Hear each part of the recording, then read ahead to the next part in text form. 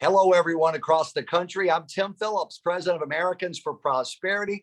Thank you for joining us at a crucial time for our nation for another one of our Americans for Prosperity Facebook Live discussions with key leaders in Washington, D.C. and across the country. And wow, do we have one of those new dynamic young leaders today that we're proud to work with at Americans for Prosperity. You know, think about the threats coming out of Washington, it's a lurch really toward authoritarian socialism. There's just no other way to put it. And so we're working at our organization and with you, so many of our activists across the country, to stand up and preserve and not just preserve, but frankly, expand freedom and the attendant prosperity that we know follows in this great country of ours. I'm joined today by our Florida Americans for Prosperity Director, Skylar Zander. Skylar, take it away. Tim, thank you so much. And thank you guys for joining us. We wouldn't be able to do what we do on the ground and be able to support real leaders like Congressman Donalds without your support. So first and foremost, thank you. Secondly, we just want to take a moment and wish the folks of Miami-Dade County who are dealing with a horrific tragedy all of our thoughts and prayers. We can't imagine what the community is going through right now, but we really appreciate each and every single one of you as Floridians and as Americans. And we hope that others will lift them up in prayers as well. Congressman, thank you so much for taking the time to join us. Before joining Congress, Congressman Donalds represented House District 80 in the Florida legislature. And as you can see in his background, he's got great pictures from his days back in the Florida House, reliving his roots. He was a true champion of ours in the Florida House, and he's continued to prove and so as going to Washington. He's doing the same thing in Washington, and we are very fortunate to have him here today. Congressman, let's jump in. Let's talk about HR 1. You know, it's a big issue. The Senate tried to pass S1 earlier this week or last week. HR 1 in particular would turn the FEC from a bipartisan member, 6-member body, to a 5-member body that would be subjected to partisanship. Why is this problematic, especially at a time when confidence in U.S. elections are at an all-time low? Well, I mean, look, first of all, it's always good to be with you guys and everybody in the Americans for Prosperity Network. Hello to everybody. Let me just tell you, let's get to it. With respect to HR 1, S1, this rule change they wanted to put through at the FEC is disastrous, quite frankly, because it will become political. So what will we have? A situation where, depending on the race or depending on the candidate, the FEC would literally marshal its resources to do further digging into a particular candidate just because of political affiliation or political ideology. I think if you take a step back and you kind of look at where we are in the country right now, and some of the unfortunate things that are happening in the United States, there are people who are being looked at under far more scrutiny, targeted, isolated simply because of political affiliation or political ideology. And so the last thing you want to do is take a body like the FEC and basically turn them into this operation where, depending on the party that's in power, you can literally just start to grind out your opponents. That is not what our country is based upon. That is not the country that we ascribe to be. That's not the country we are now. And I think it's really unfortunate that the Democrat members and the Speaker of the House and the President tried to move us towards that direction. And that's just one of the things in that bill. I mean, that bill, the House version, which was worse than the Senate version, if you could imagine that, would have stripped voter ID laws, would have stripped signature verification, would have allowed ballot harvesting in all 50 states. It would have basically unwound the election laws in the state of Florida, which are the best in the country, in my view. And then also what it would have done is it would have had a 6-to-1 match in campaign financing for federal candidates for contributions less than $200. So, you know, if you raise somebody like Jamie Harrison, who runs the DNC right now, who raised $140 million when he ran for the U.S. Senate in South Carolina, easily $100 million of that was low dollars, below $200 contributions. You know, he would have gotten a check from the federal treasury for about $300 million or more to increase his campaign coffers. So imagine having people running for the United States Senate raising $100 million and getting another $400 to $500 million. You have $500 million in these campaigns. It's an atrocious bill. It's a terrible bill. I'm glad it failed in the Senate. It should have failed in the House. And the last thing I'll say about this is that under the Constitution, it clearly states that elections, time, place, and manner should be governed by states. Yes, there are regulations that the federal government can get into, but the framers of the Constitution and the ratifiers in the several states would have never even thought that that provision would have meant that all election law would come out of Washington, D.C. To that fact, I filed a bill this week called the Vote Act. And the Vote Act completely respects the state's sovereignty on time, place, and manner of elections.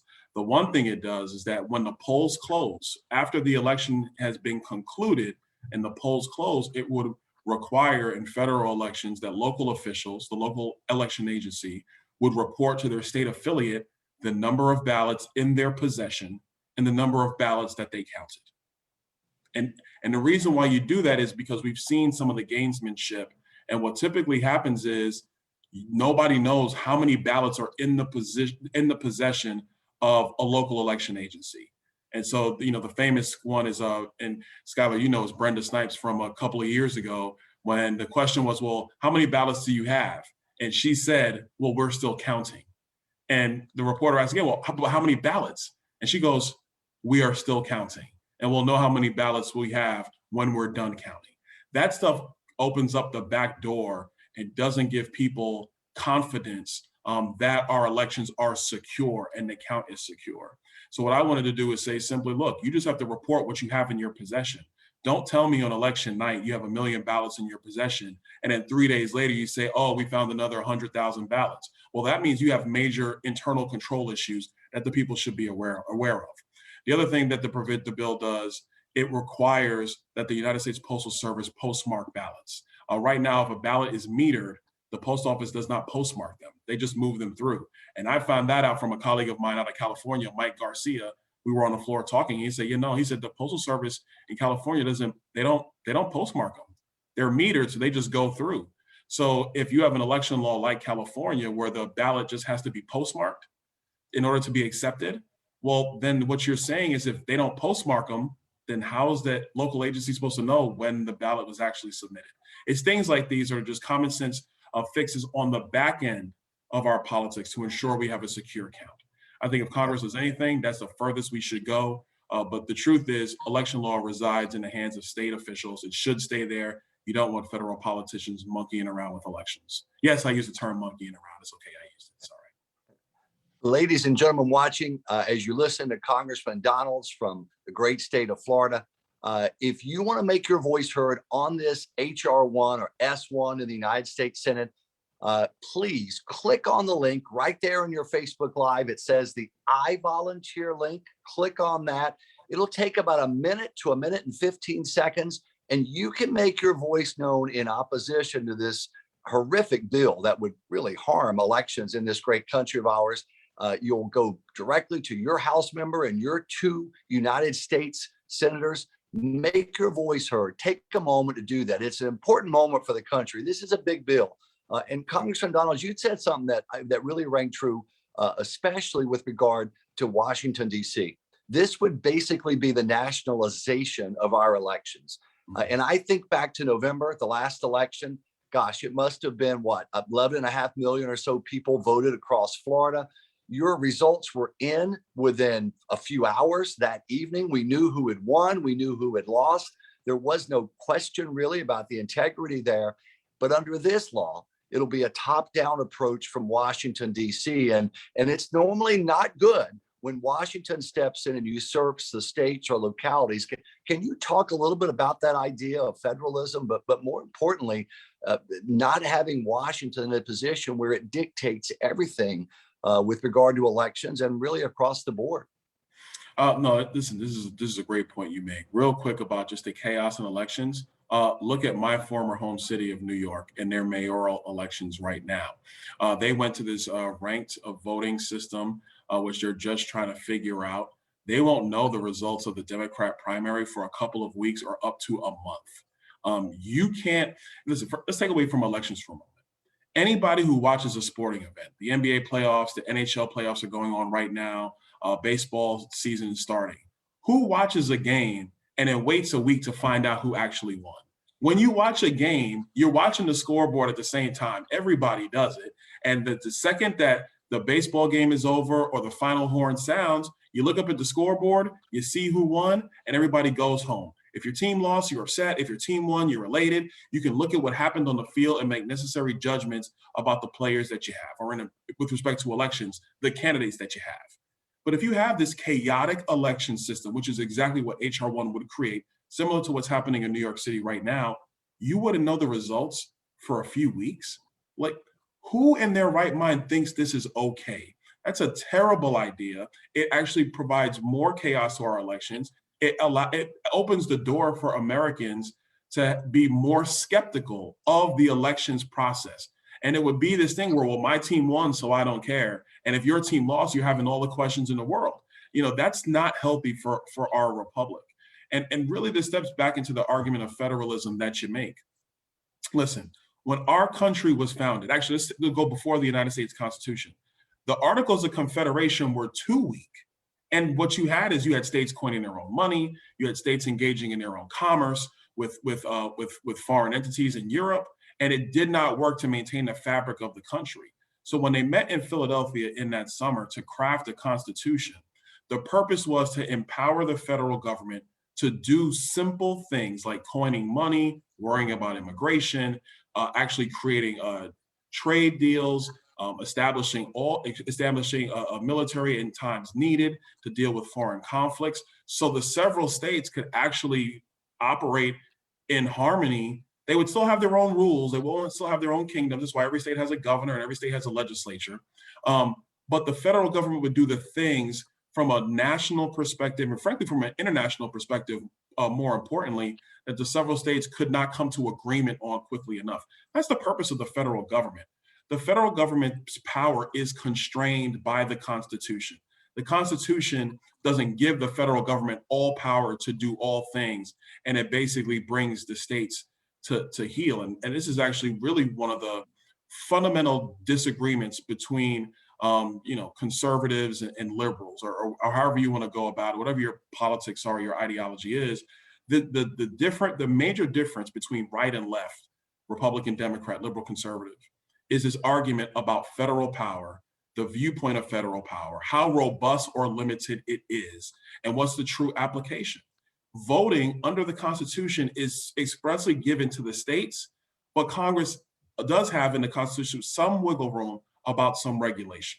But the reason why the states are the ones that have to govern this is because you cannot have politicians in DC who create unilateral changes to suit their own political interests. It is far better for states to have their own election laws, just like it's far better for states to have their own educational systems without Washington, DC getting in the mix of that to push the agenda of who might be president at a particular time or who might be running the House of Representatives and the Senate at a particular time. That does not maintain the cohesion of a republic. What that really would breed is majoritarianism, which is really destructive of our our form of government and really the society that's the envy of the world. Congressman, one of the things that you started to touch on a little bit, but I want to dive in a little bit more on, is that there's no Republican co-sponsors who have sponsored HR 1 or S1. When addressing issues like citizen privacy, election integrity, voting rights, and free speech, how important is it that our elected leaders reach across the aisle to try to find these solutions? I do think it's important. I think integrity in the process is critical. And that's why I think, one of the areas I focus on is the count process after the fact, when the polls have closed, after the states have set up their rules for primary dates, general election, primary dates, election dates, mode of using absentee ballots, whatever that might be, how they govern precincts, how they govern lines, how they govern what the ballot process looks like, what's the language on the ballot. That's stuff for every state to decide based upon what's going on in their under their governing system, under the regime of those states. Federally, I think, frankly, our role is quite limited. But the one thing we should all up here on Capitol Hill agree upon is that the process must be clean, it must be secure. I think what the collection of ballots is akin to the collection of evidence in a criminal trial or a civil trial. Because if any side can call into question the sanctity of that evidence, the judge has to kick the evidence. They have to throw the evidence out. Because if that evidence is somehow not held for account at any point, it is now tainted. And tainted evidence could put somebody in prison or cause somebody to lose a civil case. And it could be in error because that the evidence needed is not been secure. We should look at voting the same way. I believe that that is a bipartisan thing. I don't care if you're Marjorie Taylor Greene or Alexandria Ocasio-Cortez. Securing the system, making sure that we all believe that the ballots that have come in are legal ballots. They're counted efficiently. There aren't new ballots that are coming in after the horn sounds. I think that's something that everybody should be able to agree on. We should be able to come together on that. And I think, one of the key pushbacks you're seeing against HR 1, which is why no Republican has supported it, is for a lot of the reasons I've talked about. But then you also have this thing where they would require basically for anybody to have to disclose their political contributions. I mean, that's not America. You're free to donate to who you want to donate to. We know what McCain-Feingold is. And so as a elected official, if you donate to me, and I'm not asking for donations, I know what you guys are trying to do, so I don't want to muddy the water. I want to make sure I lay out the disclaimer for the FEC and everybody else. But if you make a contribution, yeah, I have to disclose who you are. But if you're a C3 or a C4, they want to be able to make everybody disclose those contributions as well, outside the current legal parameters that everybody has largely agreed upon. That's a weaponizing of our politics. It's a weaponizing of the law. That's why Republicans don't support that, because frankly, Americans should not be targeted because of who they made political contributions to. That's one of the things that was in that bill as well. A very destructive piece of legislation, and I'm frankly glad it failed.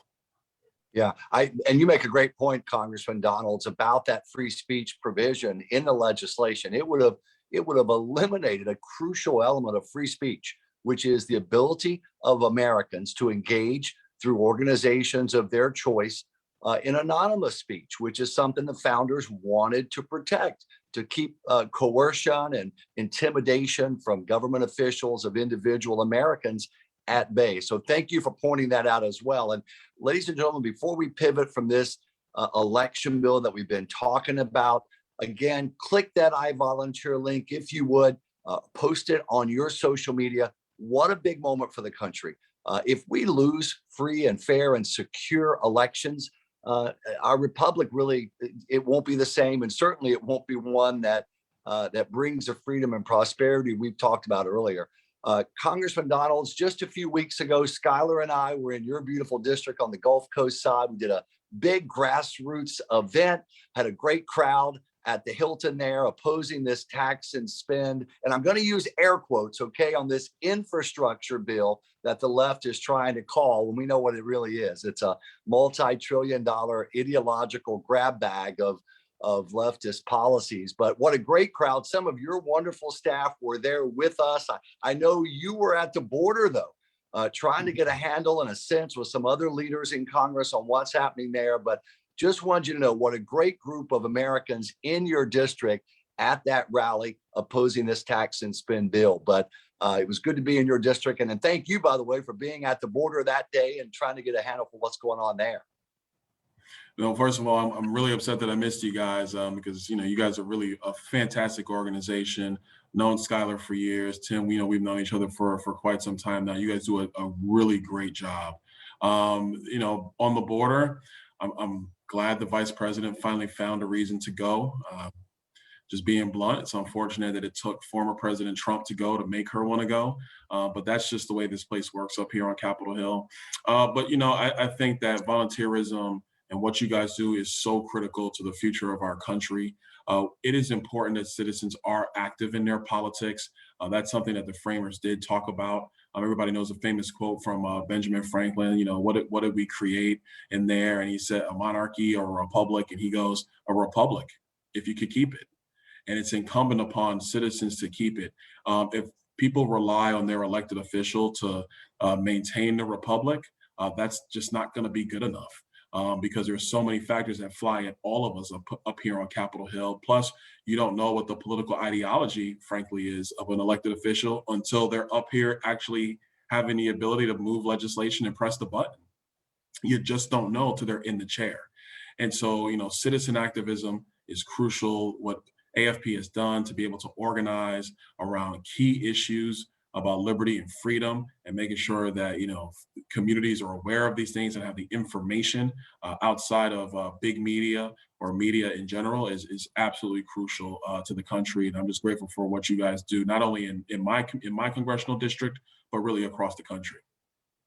Well, we want to be respectful of your time, Congressman Byron Donalds. Thank you so much for joining us, for the leadership you're providing. Skylar, Zander, for leading the Americans for Prosperity Concerned Veterans and Libre team across the Sunshine State. Where I am today, I actually am in Jacksonville with some of our supporters and allies here. But ladies and gentlemen, there are moments in history that are just bigger than other moments, inflection points, if you will. I think we're in one right now. I look at the agenda coming out of Washington, D.C., all of this taxing, all of this spending, all of this centralization of the control over our elections, so many other proposals that are coming out of Washington. And I can tell you from traveling this country, literally across the country, from New Hampshire to Arizona and everywhere in between, I can see a grassroots rebellion brewing. Folks want to protect their freedom. They want to make sure that this country, the greatest on earth, continues to be so and continues to be a beacon of hope for the rest of this world of ours. So let's do our part, take action, be a grassroots warrior, joyful, principled, but staying in the arena. Congressman Donalds, thank you. Good afternoon, everyone.